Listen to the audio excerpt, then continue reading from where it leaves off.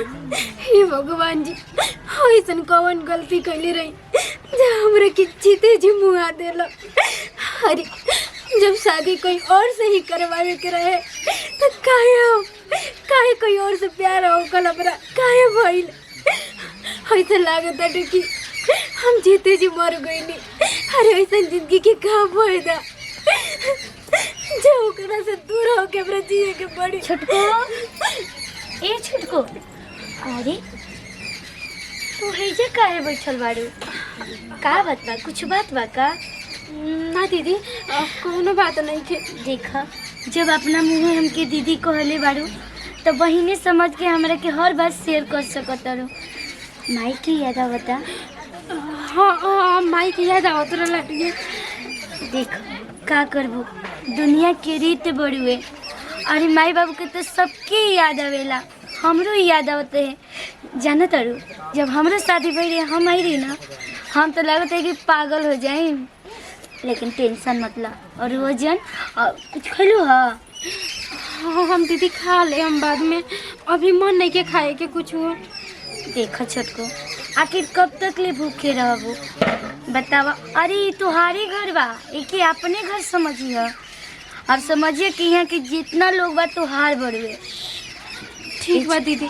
घर में रहल करा, अगर कोई देखी तो का कही?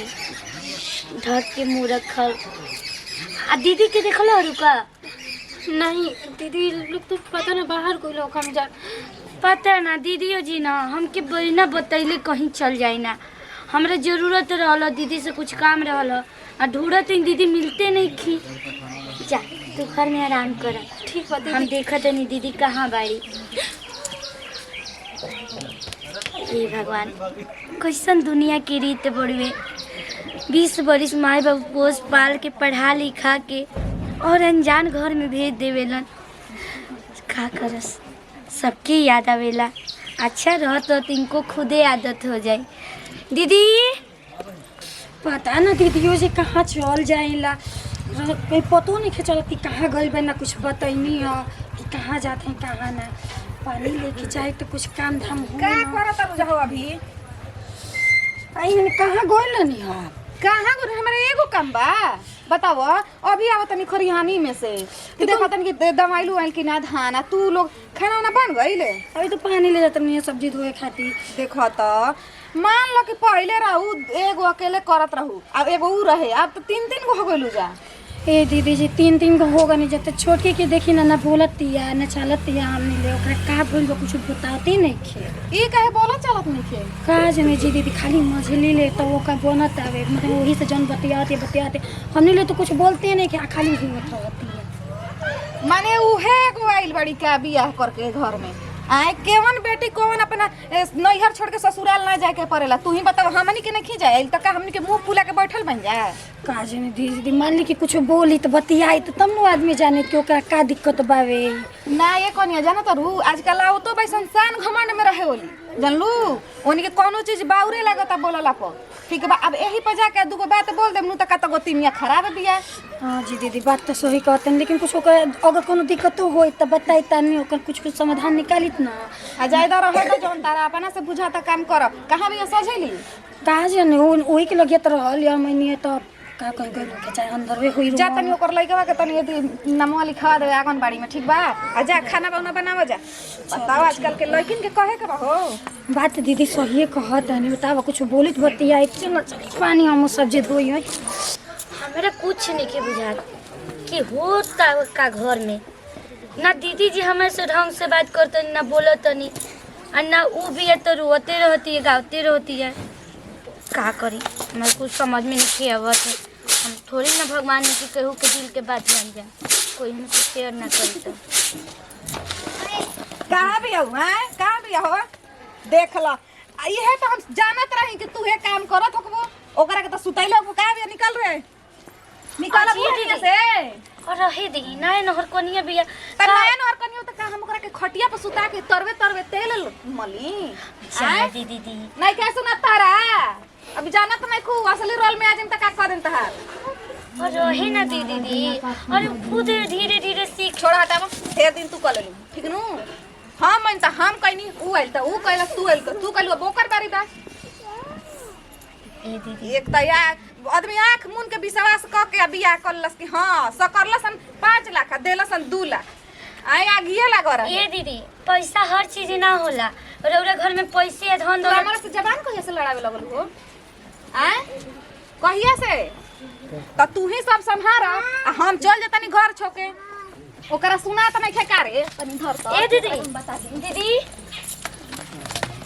तोरा सुना त नहीं खे दीदी कहाँ ले ई घर पे आके अहे जाया के फुटाने झरले बाड़ू झमकावला से होई ए दीदी हैं? का करतनी पगला को लागल बनी अरे लोग देखी त का कही का कही लोगवा एक त सही एकरा के लिए के घर में हमें अनाज फेर देनी दीदी हम कोई नहीं हगा क्या बोल बे जब बना चलता हथवा नहीं खिंचात अरे हथवा नहीं के चलत देखी दीदी चुप रह तू वो गरीब घर के बेटी भी काहे रौरा ओकरे से कैसे करे गरीब घर के बिया त इहे त एकरा खातिर हमर काल बाजी के गरीबे घर के बिया त अमीर घर के रही त हमहू एकरा के बहुते मानत ए छोटको रोबे रे तू रोबे जानते नु त एही घर में दफनाइयो त कोई को पतो ना चली अभी सब ओहू में का कहानी। कहतन दीदी पागल हो गइल बनी यार गांव समाज सुनी त का तू कही चुप रह समझ लू हमरा खातिर नु पैसा से बढ़ के कुछ नहीं खे एगो बात जान लो हमहू देवर के बियाह कइनी नु हमहू कर के पढ़ाई रही खइले रही त हमरा नोट लग रही झिटका ना ए बुझे छोटको गइले? तू जा घर में जा कहां जा चल ई घर के काम ना करी ई सीधे अब गाय भैंस करी ठीक बा चल रे चल दीदी कहाँ ले ई का करत तनी जा दीदी पगला गइल बनी जा का अरे नया नहर कोनिया बियाह करे के घर के काम नहीं करवावे के कहतनी चल के देखत तनी के का करत हेलो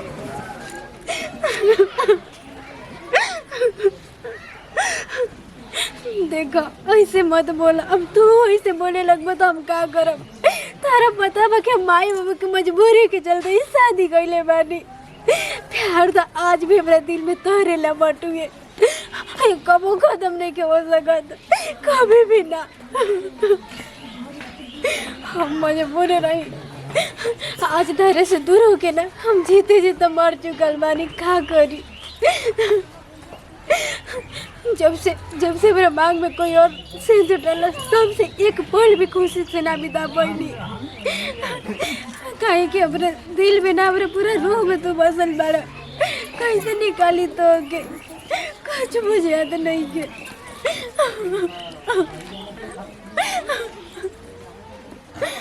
तारा से दूर रह के ना समझ ले कि एगो जिंदा लाश बन गइल बानी ना कोई से बोले के मन करे तो ना हंसे के मन करता दिन रात अब तोरे हमके समझ में तोरे आया। ख्याल आवता कि छोटकी काहे ना घर में खुश रहेले भले हमरा माँ में कोई और नाम के सिंदूर जरूर पड़ल बाटे लेकिन हमर धड़कन में ना दीदी केकरा से बतियाओ तड़ू कोई से ना दीदी कोई से ना के बतियावे तो देखा छोटका तो हमारे से मत छिपाव तो सोचत है ना कि हम हर दीदी के तरह तुम्हारे साथे बिताव करम तो तू भुला जा का बात बा तू हमारे से बताव अपन दिल के बात हमारे से शेयर कर पहले चुप हो जा बताओ दीदी दीदी हम का बताई अपने बारे में बस इतना समझ ली कि हम जिंदा ना एगो जिंदा लाश बानी अरे पगली ये तो का कहत रे पागल हो देखो हमारा दिन देखो पहले चुप हो और हमरा के बताओ सच सच के बात का बड़ुए दीदी ये बताई ना का प्यार कइल गुनाह होला का काहे भगवान ऐसा दुश्मनी निकालेला अरे जब शादी कोई और से करावे करावेला तो काहे प्यार मिलावेला बताई ना दीदी अरे काहे? पगली प्यार बुरा ना होला के कहला कि प्यार बुरा होला लेकिन हर लड़की के मजबूरी हो जाला वो मजबूरी तो हार बा हम समझतनी तो केहू और से प्यार करेलू ना हाँ दीदी बहुत ज्यादा करीला इतना ज्यादा करीला कि ओकरा के अपना दिल से बाहर निकालल मुश्किल ना नामुमकिन बाटे कभी नहीं के निकले लगत ए छोटको ई बात केहू और से मत बताइए और ना केहू से कहिए अगर तू ओकरे साथे चाहत रहल और खुश रहल तो बोला हम तहरे खातिर का करी। अरे भले हमरे के दुनिया थूके समाज थूके, लेकिन एगो प्यार के मिलावल कोनो गुनाह है और पाप ना होला। बताओ हम तोहरे खातिर ना दुनिया से ना ताना सुन ले, गारी सुन ले, लेकिन तोहर प्यार के कबो ना टूटे दे। दीदी ऐसा लागत हटे ना कि हम गोतनी ना एगो बहिन पवले बानी। रे कितना बढ़िया बानी दीदी। एक काम करे छोटको, अगर तू चाहत और उनका साथे अपन जिंदगी बिताओ, एक काम कर तो यहाँ से ना भाग जा। हाँ तो निकल जा यहाँ दीदी से, घर के लोग रौरा के हम सब संभाल ले। बस तू हमारा ऊपर छोड़ दो और जा, तू अपन प्यार के शुरुआती कर और खुश रहिए। दीदी हमरा के माफ कर दे, हम प्यार के मजबूर बानी। रौरा हमरा के एगो भगवान के समान बनी कि आज हमर देखो कोई आ जाए तो जल्दी यहाँ से निकल जा। ठीक है जा, खुश रह। हे भगवान, कोनो हम गुनाह पाप तो ना कर देनी, करती तो का करती। मानत नहीं कि अगर कुछ गलत कदम उठा ली, मर जाए तो जहर खा ली तो बहुत बड़ा पाप हो। इससे अच्छा बा कि जहाँ रहो खुश रहो। हराई जी बाबू जी रौरा से तौरू ने के कबे से परेशान नहीं। आजकल नु मेहरिया जाला नु स्थित उत पर के त नहीं खे धरत सोचत नहीं नु। और एकरा में तो 10 गो काटी बार देनी अब तक, अब का करी? लगन पका दी का बाबू जी चोखा के हो जाई का एक तो धुआं धुआं करे तो बैगिनो ताते खाती हाय का दैया पे चढ़ल आवेले रे। अजी दीदी रोसे बात कोई हमार चाहे तो तरह तो नहीं आग लगैले बनी तो इधर थरथरा अरे कर आग लगल बानी, घर में आग लग गइल, पूरा आग लगा के बैठल बानी। काहे आग लग ई गई? तो कबो शुभ ना बोल सके ये बच्चा भाई, कभी शुभ ना बोल सकेले, हमेशा ऐसे ही रहेले। का भइल बारे ए दीदी छोटी घर में कहीं नहीं खेलो कर। मन ए में कौन बड़ बात बा, देख ओकरा के बाथरूम में गइल होई। अरे दीदी हम चारों तरफ खोज के घर में माने हमनी के घर में एके गो रूम बा, देख सब रूम में छत से लगाई बाथरूम तक घर पूरा घर छान मरले बानी दीदी, कहीं नहीं के छोटी लोग कर। की का कहतियो जी? हम दीदी आय? सब रुक तो हम देखे हट पर हट। कोने के देख रोए के नहीं खिलो हम सुबह देखले कोने बैठल रहे। अरे बाबा सुबेरे दीदी रे ना कुछ बोलनी, हमरा तो कुछ कहो नहीं के ना ले ले हे भगवान जी डरे लग। आ हे रे मामा अजीब बाबू जी साचो पागली कहतिया नहीं खे। तो कहां चल गई? अजी देखी जी अजय दीदी रो बोलनी त कुछ कहो नानू मेरा समझ तो डर लागत हवे। का कहलू रुक हम देखत तानी। हमरा पर जैसे जवन कहता है सब देखा हमरा के किस्मत में आवसन जल्दी से देखी हम टोला महाला।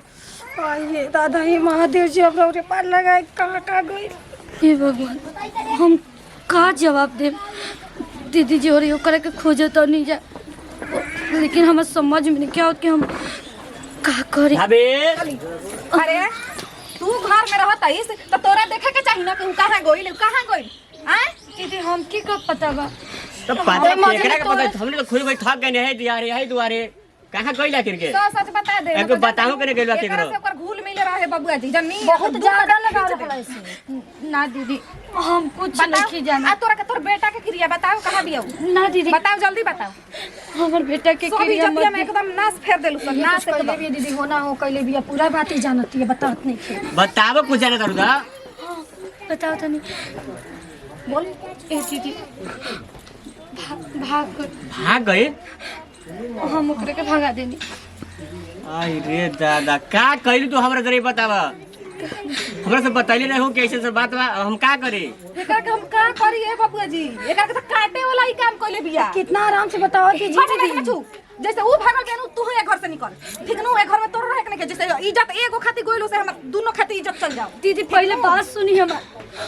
उ देवर जी से प्यार न के और से प्यार करत तो रहे। और से प्यार करता तू भाई तो वही दिन ओकर बताए के चाहत रहे जे ओकर माई बाप हमर देवरा से ओकर बियाह करत रहे। अजी दीदी ते अपना घर के नहीं याद आई को। अपन इज्जत तो अपन माई बाप के लिए गोले हु आदमी के लेके बीतल आय तू निमन काम कइलेस रे। तू तो कम से कम इज्जत 4 साल से तोर बियाह कइले भाई तो तोरा सोचे के चाहिए कि हमनी के इज्जत जाई।